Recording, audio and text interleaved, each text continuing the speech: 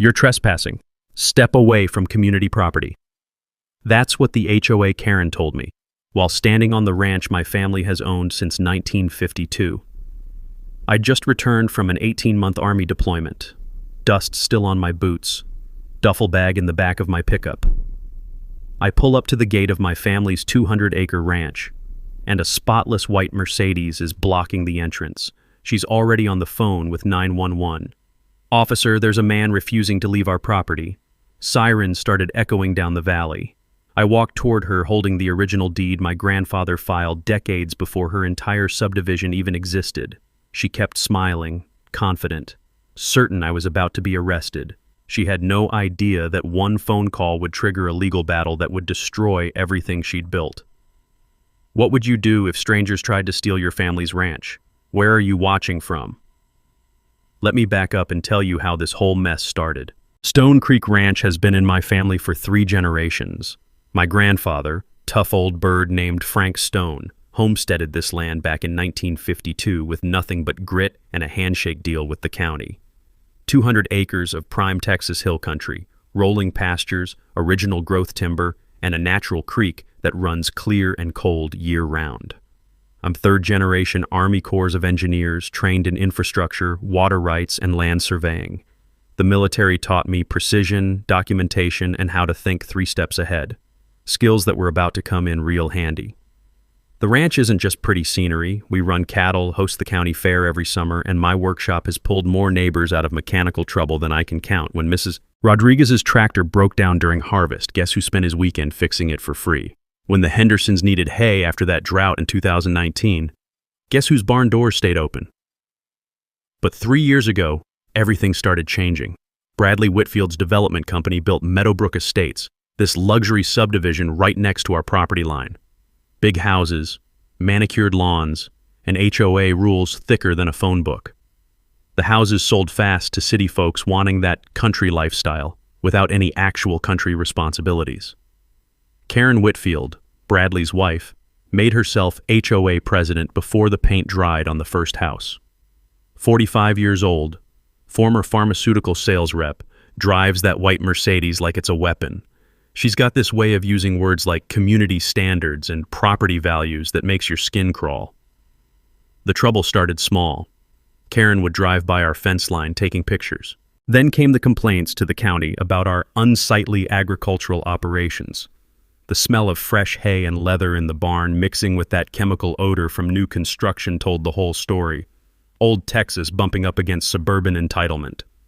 When I got back from deployment last month, I found HOA violation notices taped to my front door. $500 a day in fines for unauthorized livestock operations in a residential zone. My cattle, Roosevelt the bull and his ladies, were apparently violating someone's aesthetic sensibilities. Mrs. Rodriguez, bless her heart, filled me in over coffee. "That HOA woman's been here 3 times, mijo, measuring things, taking pictures, asking questions about your water rights." The rough wooden gate post where Grandpa carved Stone Creek 1952 had fresh scratches around it, like someone had been trying to remove his handiwork. But Karen's opening move was pure genius, in an evil mastermind kind of way. She'd hired a surveyor to re-establish proper boundary lines and filed a complaint claiming our ranch access road fell under HOA jurisdiction, the same road Grandpa built in 1952, maintained by the county for 70 years. 2 days after I got home, Karen rolled up with some lawyer in a shiny BMW, got out like she owned the place, clipboard in hand, demanding we remove all livestock within 48 hours or face significant legal consequences. I stood there in my work jeans and boots, looking at this woman in her business suit telling me to get rid of cattle that had been grazing this land since before she was born. Roosevelt, my prize bull, chose that exact moment to lumber over to the fence and stare at her Mercedes like it had personally offended him. "Ma'am," I said, keeping my voice level, "this ranch has been operating under agricultural exemption since 1952. We're grandfathered under county zoning." Karen's smile got sharper. "Not according to our community attorney. This entire area is now residential. Your little hobby farm is bringing down property values for legitimate homeowners." Hobby farm. 70 years of Stone family sweat and sacrifice, and she called it a hobby farm. As they drove away, kicking up dust with their fancy cars, I knew this wasn't going to end quietly. Karen had just declared war on the wrong veteran. Karen didn't waste time escalating. Within a week, she'd filed formal complaints with the county claiming our ranch violated residential zoning laws. Then she hired her own surveyor, some guy in pressed khakis who'd never seen a day of honest work, to re-establish proper boundaries. But here's where Karen's city girl ignorance started showing. She spread rumors at the country club that our ranch was an unsanitary health hazard, apparently not realizing that half the country club members buy their beef from ranches just like ours. The rumor mill works both ways in small towns, and word got back to me fast. The real kicker? Karen sent certified letters to all our neighbors encouraging them to file noise complaints about cattle operations that had been running peacefully for decades. Mrs. Rodriguez brought me a copy, shaking her head. "This woman's got more nerve than a toothache," she said, which in Texas means you've really crossed a line. Now, the Army taught me that when someone attacks, you don't just defend, you gather intelligence.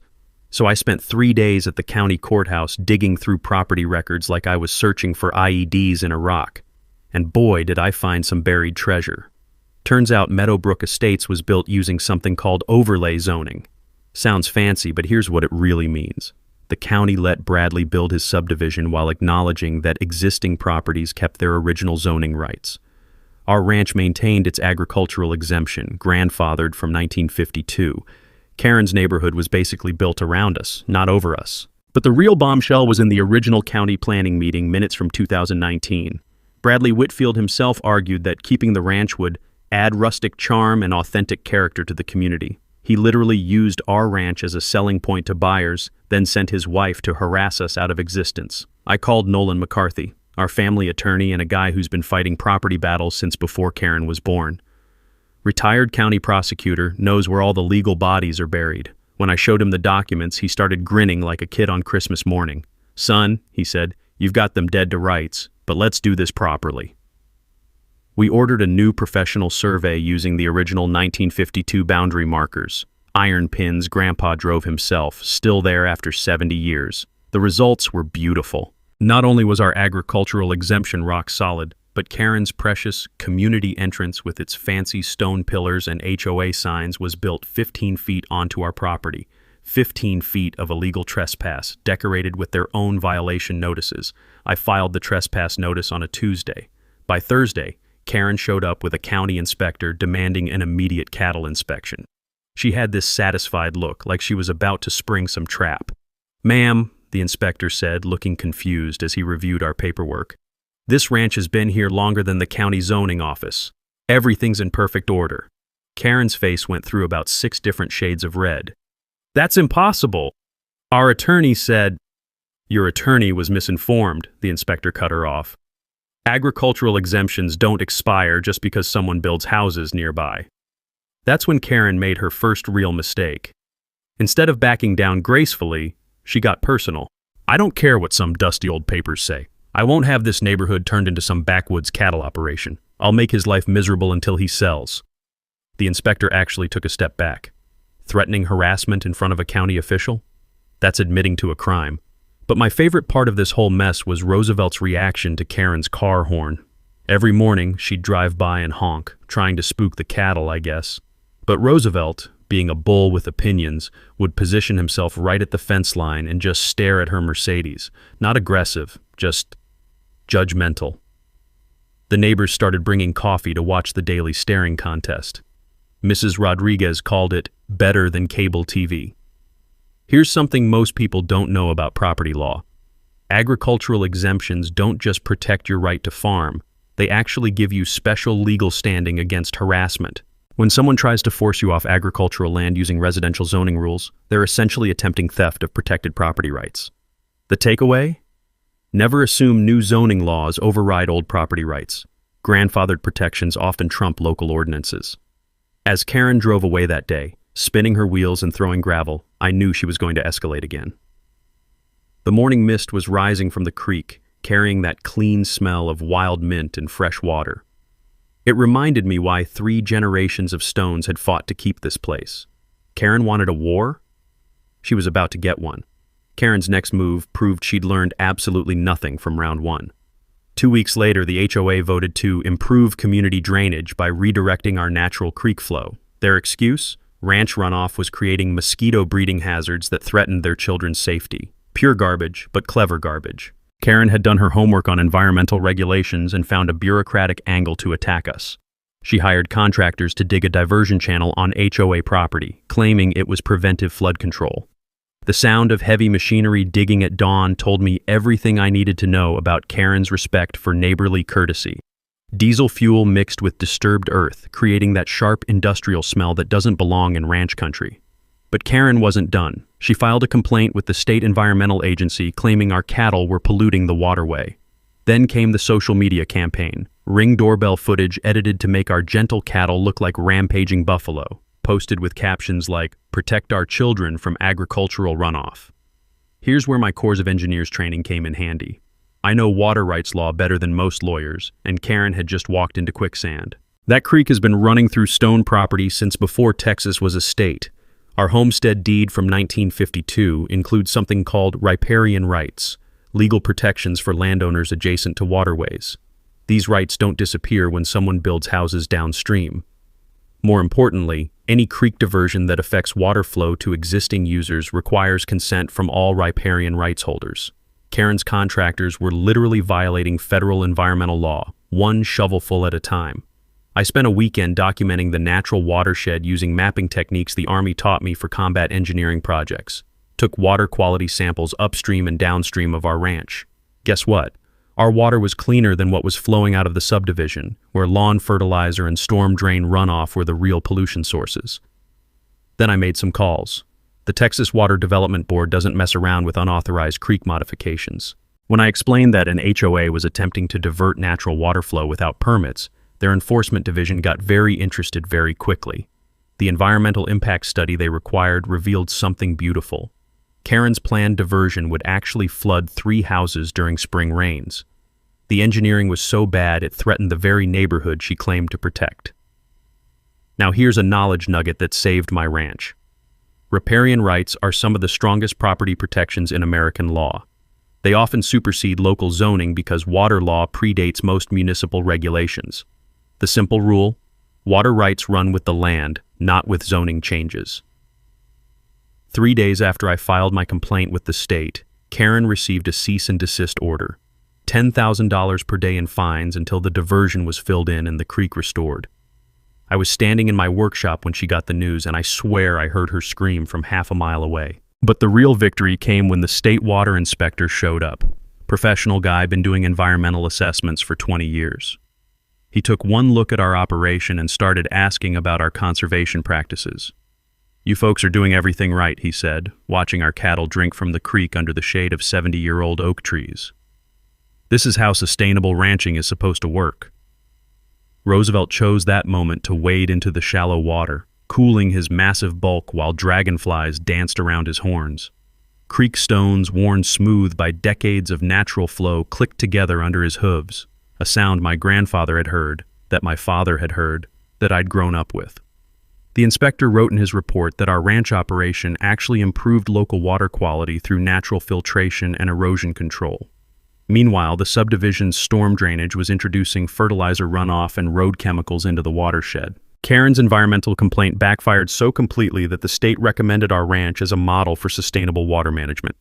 They even suggested the subdivision adopt our conservation practices. But here's what really burned Karen up. The local newspaper picked up the story. Local ranch praised for environmental stewardship, while HOA faces fines for illegal creek modification. The article included a photo of Roosevelt drinking from the crystal-clear creek, looking like the king of the countryside. Mrs. Rodriguez brought me 3 copies of that newspaper, grinning ear to ear. "Mijijo," she said, "sometimes the good guys do win." The evening quiet was particularly sweet that day, broken only by natural sounds, cattle lowing softly, creek water flowing over stones, and the distant sound of contractors filling in Karen's illegal drainage ditch. Karen was about to learn that when you mess with Texas water rights, Texas water law messes back. Karen's third assault came through the city code enforcement office, and this time she'd brought backup. Multiple citations arrived in my mailbox like legal cluster bombs, unsafe barn structures, improper vehicle storage, fence height violations, and my personal favorite, operating an unlicensed auto repair business because I fixed neighbors' equipment in my workshop. The code enforcement officer was a guy named Dale Kruger, who showed up wearing pressed khakis and carrying a clipboard like it was a holy relic. Everything about him screamed, never worked with his hands. He measured fence heights with a tape measure, photographed every tool in my workshop, and documented tire wear patterns on my ranch truck like he was investigating a murder. But Dale's visit revealed something interesting. Every single violation referenced residential building codes, requirements that don't apply to agricultural structures. My workshop, built to house heavy equipment, was actually safer than most suburban garages. The barn, constructed with techniques my grandfather learned building Army Corps projects, could probably survive a tornado. Here's where Karen's city background betrayed her again. Agricultural structures are exempt from residential codes under state law. My buildings were built to agricultural standards, which are often stricter than residential requirements because they have to handle heavy machinery and livestock. While Dale was busy measuring things that didn't matter, Karen was spreading rumors about my military service. She'd somehow found records of a disciplinary action from my deployment. What she didn't mention was that I'd refused an illegal order to falsify engineering reports in a combat zone. The Army backed my decision, but Karen presented it as evidence of anger management issues and failure to follow civilian authority. The neighborhood social media went crazy. Posts warning about a dangerous individual with military weapons training living next to their children. Karen even claimed I'd threatened her with violence, which was news to me since our only interaction had been that first encounter at my gate. But here's the thing about military training. It teaches you to document everything. I had security camera footage of every encounter, recorded timestamps of every violation notice, and detailed logs of every harassment incident. When Karen's accusations reached the county sheriff, they asked for evidence. 20 minutes later, they were apologizing for wasting my time. Meanwhile, I was digging into Dale Kruger's background and found some fascinating connections. His consulting company had received a $5,000 payment from Whitfield Development just 2 months before my citations began. Municipal records showed Dale had used the same violation tactics against 3 other properties that Bradley wanted to acquire. The pattern was clear. Identify problem properties, harass owners with frivolous code violations, force expensive legal battles until they sell below market value. But Dale made one crucial mistake. He demanded engineering certification for my barn roof, apparently not realizing that I am a licensed professional engineer. When I provided my own certification, he demanded an independent assessment. That's when I called in a favor. My buddy Marcus Schuyler was visiting on leave from the Army Corps, and he happened to be a structural engineer with federal licensing. Marcus took one look at my barn and started laughing. "Garrett, this building's over-engineered by about 200%. Whoever built it knew what they were doing." "My grandfather," I said, "learned construction building corps projects during the war. Marcus's official federal engineer certification trumped any local code enforcement authority." Dale's clipboard suddenly looked a lot less impressive when faced with actual expertise. Here's your knowledge nugget. Municipal code enforcement officers often don't understand the difference between residential and agricultural building standards. Agricultural structures are typically built stronger because they handle heavier loads and harsher conditions. The simple takeaway: know your zoning classification and what codes actually apply to your property. The community response was shifting too. Mrs. Rodriguez organized what she called coffee clatch intelligence networks. Basically, neighborhood ladies sharing information about Karen's tactics. Turns out, Karen had approached the feed store owner trying to get ranch suppliers to boycott me. She'd pressured our veterinarian to drop us as clients. She was systematically trying to strangle our operation economically, but small-town loyalty runs deeper than HOA threats. Doc Martinez, our vet, told Karen exactly where she could stick her demands. The feed store owner, Vietnam veteran who'd known my family for 40 years, suggested Karen might want to find a new place to buy her fancy lawn fertilizer.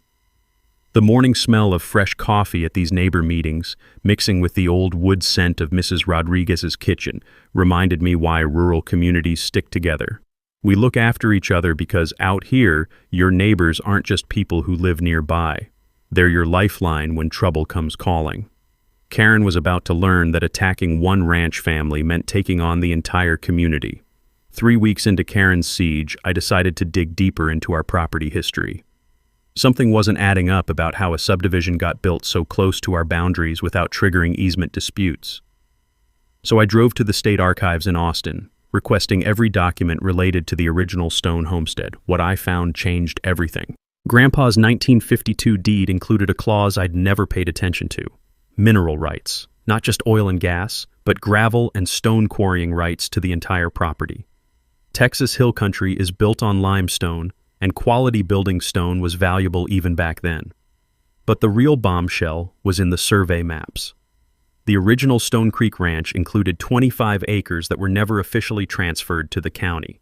Due to a clerical error in 1987, the county had sold land to Bradley's development company that they didn't actually own.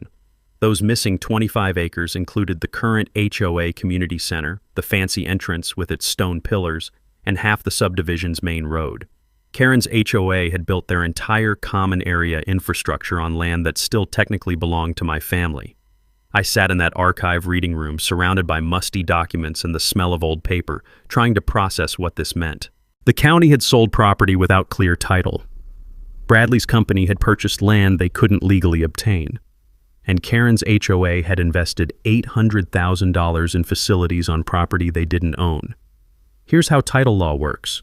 You can't give what you don't have. When the county sold our 25 acres to Bradley using a quit-claim deed, they transferred only whatever ownership they actually possessed. Since they never legally obtained our land in the first place, Bradley got nothing. The technical term is defective title, and it invalidates every transaction that followed. Nolan McCarthy's reaction when I showed him the documents was priceless. This 70-year-old attorney actually jumped out of his chair and started pacing around his office like a prosecutor who'd just found the smoking gun. "Son," he said, "they're not just harassing you, they're living on stolen land." The financial implications were staggering. 25 acres of prime developed real estate worth approximately $2.4 million at current market rates. The HOA had unknowingly invested in improvements to property they'd never legally acquired. Their insurance policies were void because you can't insure property you don't own. More importantly, all of Karen's liens and violations against our ranch were legally meaningless. You can't encumber someone's property when you don't have legal standing to file complaints in the first place. But here's where it got really interesting. Texas law requires continuous property tax payments to maintain ownership claims. I drove straight to the county tax office and pulled records going back to 1952. Stone family had been paying taxes on all original acreage every single year, including the disputed 25 acres. The tax assessor, a woman who'd been there since dirt was invented, shook her head when she saw the documents. "Honey, this is the kind of mistake that keeps lawyers in business for generations. Your family never stopped owning that land. The county just forgot to tell anybody." This wasn't just a harassment case anymore. This was potentially systematic fraud involving a county government, a development company, and an HOA that had been illegally formed using defective property titles. I drove home thinking about irony. Karen had spent months trying to steal my ranch through legal harassment, never realizing she was living on land my family actually owned. Every violation notice, every fine, every threat had been coming from people with no legal authority to make them. Roosevelt was waiting at the gate when I got home, probably wondering why I looked like I'd swallowed the canary. "Big guy," I told him. "We just found our ace in the hole." The next morning, Nolan and I spread maps across my kitchen table like generals planning a campaign. Coffee brewing, legal documents everywhere, and the sweet smell of revenge in the air. "We've got two choices," Nolan explained. "Quiet title action to establish clear ownership, or nuclear option. Demand immediate removal of all HOA structures from your land." I chose option 3. Force a public hearing where every dirty trick would be exposed under oath, with media present. Karen wanted a fight? Let's give her one she'd never forget. The plan was beautiful in its simplicity. File for quiet title action with the county, requesting a public hearing to resolve the boundary dispute. Force Karen's HOA to defend their legal standing while knowing they had none. Meanwhile, document every harassment incident until we had enough evidence to destroy them in court. But I wanted insurance, a physical demonstration that would make the property dispute impossible to ignore. Using my Corps of Engineers background, I designed controlled access barriers for the disputed entrance, temporary structures that looked permanent but could be removed quickly if needed. The barriers served dual purposes. They'd block HOA access during their next community meeting, and they'd force acknowledgement of the property dispute. When Karen called police, they'd have to investigate the underlying ownership question. Mrs. Rodriguez became our unofficial intelligence coordinator. Her kitchen turned into mission control, with neighborhood ladies providing real-time updates on HOA activities. The smell of fresh tortillas and strong coffee fueled our planning sessions. "That woman's been calling emergency HOA meetings," Mrs. Rodriguez reported, talking about lawsuits and property condemnation. Perfect. Let Karen dig her hole deeper. Meanwhile, I was building our legal case systematically. Professional surveyor confirmed the boundary discrepancies using original 1952 iron markers. Environmental engineer documented that our ranch operations actually improved local water quality. 3 expert witnesses ready to testify about agricultural exemptions, water rights, and property law. But the most important piece was community support. I discovered that most HOA residents had no idea their property titles were defective. When I quietly approached 3 reasonable board members, they were horrified to learn about the legal problems. Here's something most people don't understand about HOA law. Boards have fiduciary responsibility to protect homeowner investments. When leadership pursues personal vendettas that threaten property values, they can be held personally liable for damages. The simple rule: HOA boards must act in community interest, not personal interest. Secret meetings in my workshop revealed that even some HOA members wanted Karen removed. Her extremist tactics were embarrassing the neighborhood and creating legal liability for everyone. They were ready to support reasonable resolution if it protected their home investments. I spent evenings teaching neighbors about property law basics, how to research deed records, understand zoning classifications, verify boundary lines. Knowledge is power. And an educated community couldn't be manipulated by Karen's legal theater. The media strategy was crucial. Local newspaper interested in "government error creates property rights conflict" angle. Frame the story as innocent homeowners caught in bureaucratic mistake, with me as problem solver rather than problem creator. Channel 12 News loved the David versus Goliath narrative. Veteran family ranch threatened by suburban HOA expansion. They scheduled coverage for the county hearing, guaranteeing public scrutiny of the proceedings. But the best part was psychological warfare. I studied Karen's pattern. She escalated when publicly challenged, always doubling down instead of backing down. The county hearing would give her rope to hang herself with. Technical preparations included GPS mapping of exact disputed boundaries, engineering assessments of all structures built on our land, and detailed financial analysis of damages caused by the harassment campaign. Legal documents were ready: proposed settlement agreement offering fair ground lease to HOA, revised property deeds establishing clear boundaries, and yes, countersuit papers if Karen wanted to keep fighting. Contingency plans covered every scenario. If Karen tried sabotage, criminal charges were ready to file. If Bradley attempted legal intimidation, we had evidence of systematic fraud. If the HOA tried emergency action, injunctions were prepared. The workshop became our war room, maps covering every wall surface, evidence organized in military precision. Late-night planning sessions with the smell of motor oil and legal briefs, probably the first time those 2 scents had mixed. 2 weeks before the hearing, I implemented the physical demonstration. Professional installation of temporary barriers blocking HOA entrance with clear signage, disputed property, legal resolution pending. Karen's reaction was predictable and perfect. Emergency police calls, threatened lawsuits, media interviews claiming illegal blockade of community property. Exactly what we wanted. Every outburst documented, every threat recorded, every illegal claim preserved for court testimony. The neighbors started calling it Operation Checkmate. Roosevelt seemed to approve. He'd taken to standing guard near the new barriers, like he understood we were finally fighting back. 3 days until the county hearing. Karen had no idea she was walking into a trap 70 years in the making. With the county hearing looming, Karen abandoned all pretense of legal harassment and went full scorched earth.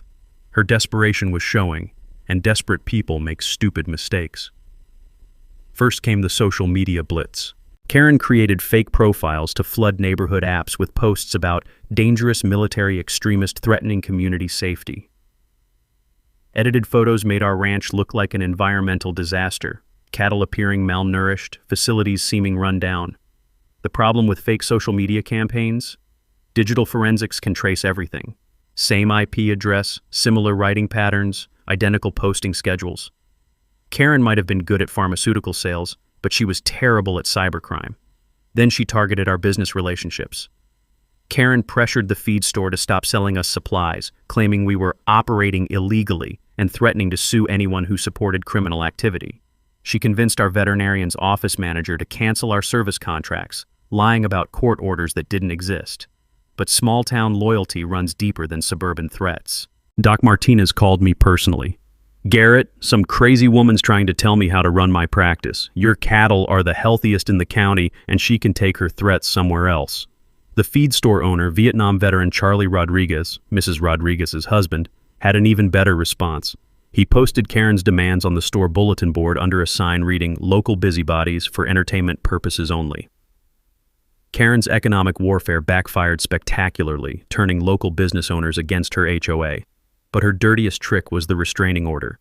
Karen filed court papers claiming I'd stalked and threatened her, basing the entire complaint on me driving past the HOA entrance on the public road to reach my own property.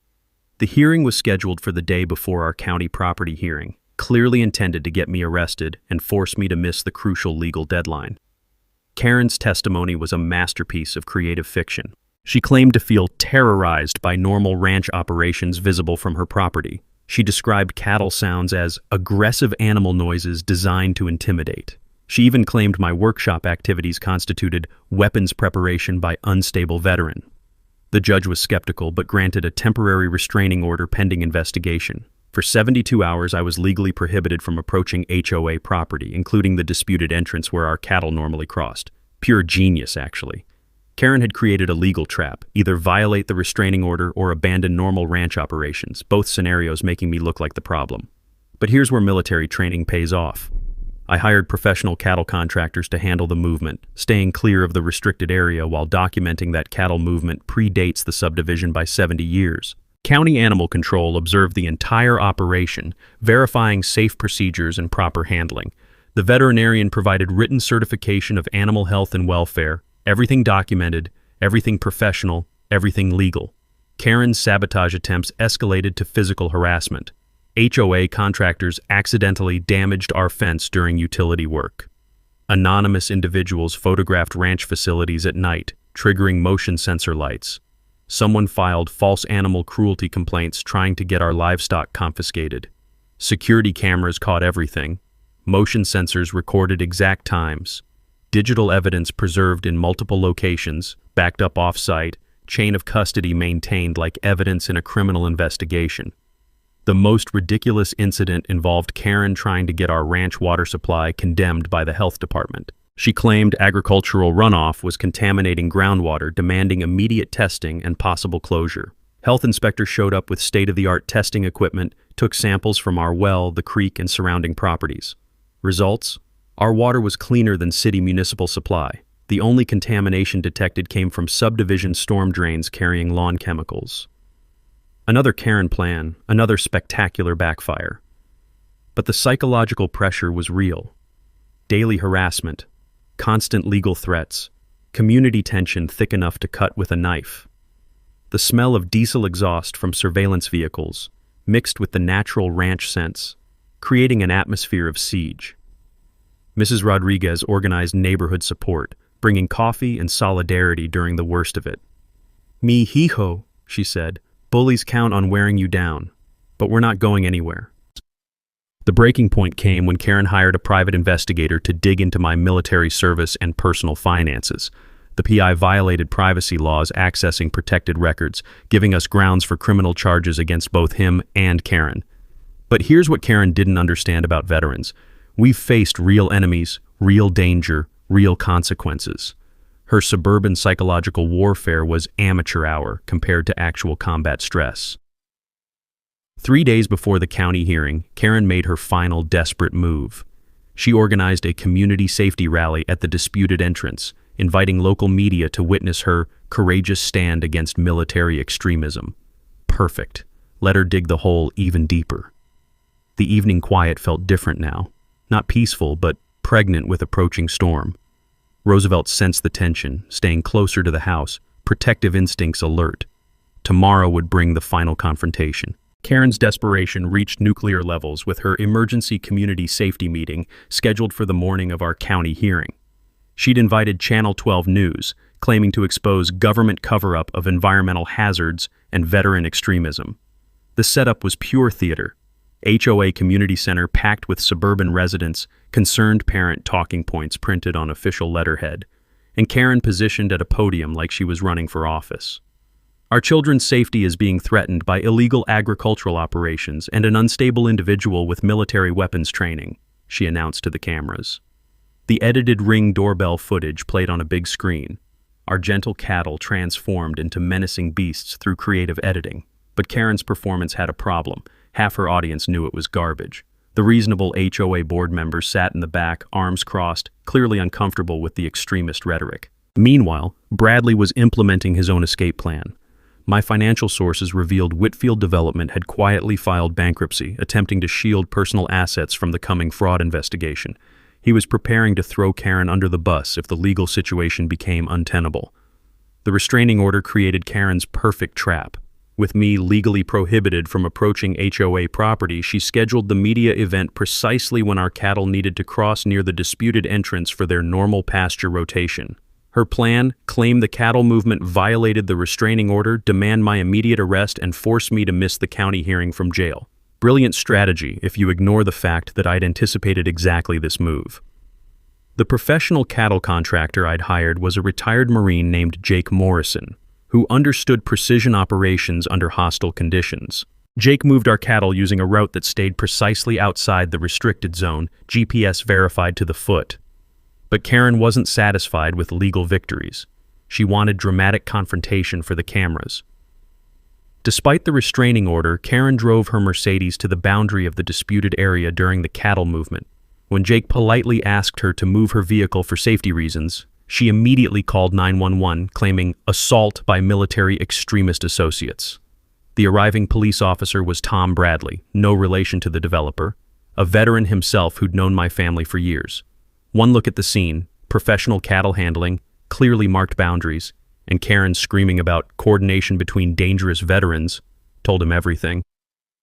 "Ma'am," Officer Bradley said with Texas patience, "these gentlemen are conducting legal agricultural operations on private property. You're the one creating a disturbance." Karen's meltdown was spectacular.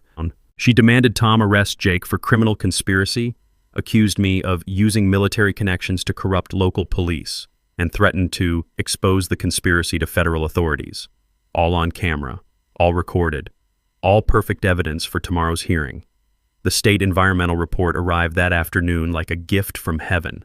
Comprehensive analysis confirmed our ranch operations were environmentally beneficial, while the subdivision's stormwater management violated multiple state regulations.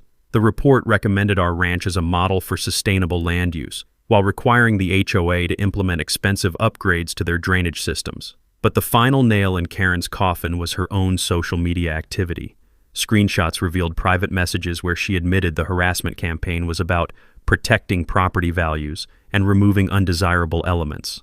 No mention of safety concerns or environmental protection, just economic discrimination and social prejudice. Mrs. Rodriguez's intelligence network had been busy too. HOA meeting minutes revealed Karen's real agenda: force ranch sale, enable Phase 2 subdivision development, increase HOA property values through community expansion. Everything documented, everything preserved, everything ready for court. The evening before the hearing, Karen made one last desperate play. She appeared on local news claiming government conspiracy to silence concerned citizens and protect military cronies. The interview was painful to watch. Karen interrupting questions, making wild accusations, and generally looking like someone who'd lost touch with reality. The reporter actually asked if she was feeling well. But my favorite moment came when the reporter asked about our family's 70-year history on the land. "That doesn't matter," Karen snapped. "Times change, communities evolve. We can't let sentiment interfere with progress." 70 years of Texas ranch heritage dismissed as sentiment, on camera, for broadcast throughout the county. If I'd scripted Karen's self-destruction, I couldn't have written it better. The night air carried familiar scents: hay, leather, and that clean smell of the creek running over limestone. Roosevelt stood at the fence line, massive and calm, like he understood that tomorrow would settle everything. Mrs. Rodriguez stopped by with coffee and encouragement. Mijo, that woman's dug her own grave. Tomorrow, you just need to show up and let her bury herself. 12 hours until the county hearing. Karen had spent months setting the perfect trap for herself. The county courthouse meeting room was packed beyond fire code limits by 9 a.m. Local media, affected homeowners, ranch supporters, curious spectators, and a few folks who just loved watching train wrecks in real time. Karen arrived fashionably late in full business attire, radiating the confidence of someone who'd never lost a public argument.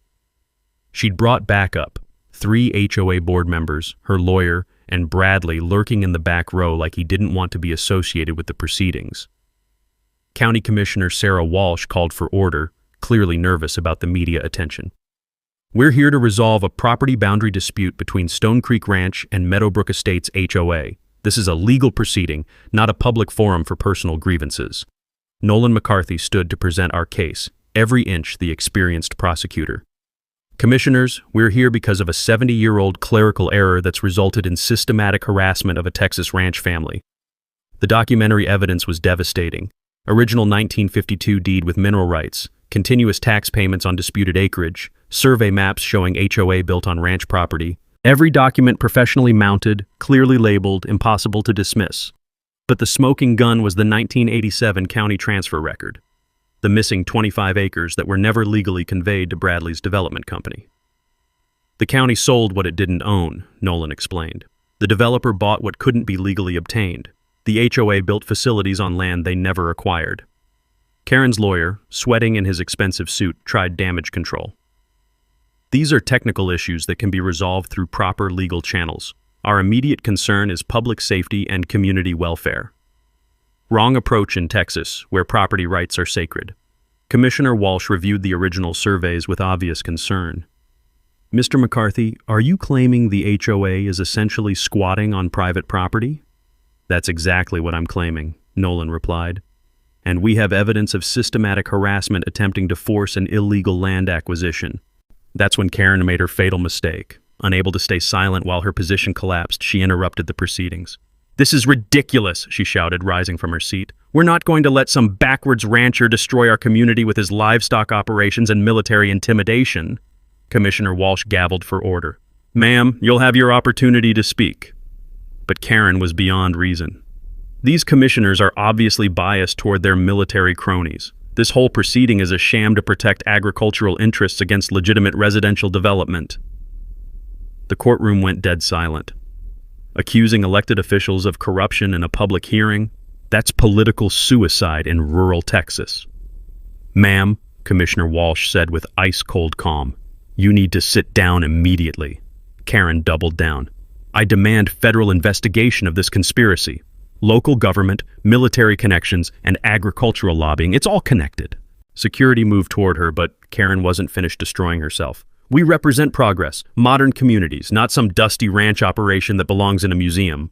That line, dismissing 70 years of Texas heritage as a museum piece, echoed through the packed room like blasphemy. I stood up slowly, feeling the weight of 3 generations on my shoulders. Commissioners, my family has been good neighbors for 70 years. We've helped build this community, supported our neighbors, and operated according to every law and regulation. We're not going anywhere. Pause for effect, letting that sink in. But we're also not going to be bullied off our own land by people who built illegally and then tried to cover their mistakes through harassment and intimidation. The room was completely quiet except for camera shutters clicking. I'm offering a fair settlement that protects existing homeowner investments while acknowledging legal property rights. Ground lease agreement, clear titles for everyone, and an end to the harassment that's been tearing this community apart. Then came my mic drop moment. The choice is simple. Reasonable resolution that benefits everyone, or continued legal action that exposes systematic fraud and forces removal of all structures built on our property. Karen exploded. You can't threaten this community. We won't be intimidated by some unstable veteran with delusions of importance. Commissioner Walsh had heard enough. Security, please escort Mrs. Whitfield from the chambers. As they removed Karen, still screaming about conspiracies and military intimidation, the remaining HOA board members were frantically passing notes. Board member Jennifer Hayes stood up. Commissioners, The Meadowbrook Community Association formally requests removal of Karen Whitfield from all leadership positions and authorization to negotiate reasonable settlement with Mr. Stone. The ruling was swift and decisive. The county found Stone Creek Ranch held clear title to the disputed 25 acres. All HOA liens against ranch property were declared void. The illegally formed HOA had 90 days to dissolve and reform under proper legal structure. Karen's harassment campaign had accomplished exactly the opposite of its intended goal: justice, Texas style. 6 months later, you wouldn't recognize Meadowbrook Estates. The new Meadowbrook Community Association dissolved within 30 days and reformed with Jennifer Hayes as president. Karen and Bradley quietly divorced and left town, him facing criminal fraud charges, her too embarrassed to show her face at the country club. The ground lease agreement we worked out became a model for rural-suburban cooperation. HOA residents got clear property titles, the community association paid fair compensation for land use, and ranch operations continued undisturbed. Property values actually increased because of the agricultural zoning stability. But the real transformation was social. Our first annual Harvest Festival drew 300 people: HOA families, longtime ranchers, and everyone in between. Mrs. Rodriguez organized the food trucks, Roosevelt got his own petting zoo section, and Channel 12 ran a feel-good feature about community healing through cooperation. The legal aftermath delivered its own justice. Bradley pleaded guilty to real estate fraud, receiving 3 years probation and hefty fines. The code enforcement officer was fired for conflict of interest violations.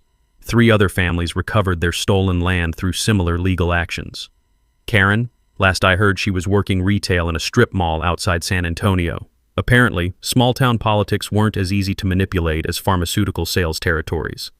The ranch itself underwent a renaissance. Settlement money funded workshop expansion, improved cattle facilities, and a conservation easement protecting the creek watershed forever. Sarah Schuyler, the veterinarian who stood by us during the harassment, accepted my marriage proposal last Christmas. The wedding's planned for next fall, with Roosevelt serving as honorary ring bearer. Here's what most people don't realize about property law battles. They're not really about land. They're about respect, community, and the right to exist without harassment. When someone tries to steal your heritage through legal intimidation, you're fighting for every family that's faced similar threats. The practical lessons were invaluable. I taught a workshop at the county extension office about property rights research. 43 people learned how to verify deed records, understand zoning classifications, and protect themselves from HOA overreach. Knowledge is the best defense against bureaucratic bullying. Environmental improvements exceeded everyone's expectations. Our creek restoration project created a model watershed that neighboring counties study for sustainable development practices. The conservation easement ensures clean water for generations while demonstrating that agriculture and environmental protection can coexist. But the most satisfying outcome was social. The Stone Creek Agricultural Scholarship sends 2 local kids to college annually, funded by lease payments from the Community Association. This year's recipients are studying agricultural engineering and environmental science, exactly the skills rural communities need. Mrs. Rodriguez, now honorary ranch grandmother, teaches traditional cooking classes in our new community kitchen. Her tamales have become legendary at local events, and she's training the next generation of neighborhood cooks. The broader impact rippled through rural Texas. Counties updated their title verification procedures. Real estate developers face stricter oversight. HOAs can't simply declare agricultural operations incompatible without legal standing. 3 ranch families approached me for legal consultation after facing similar harassment. Armed with our legal precedent and documentation strategies, they resolved their disputes quickly and favorably. Roosevelt, now 9 years old and still the king of his domain, has become something of a local celebrity.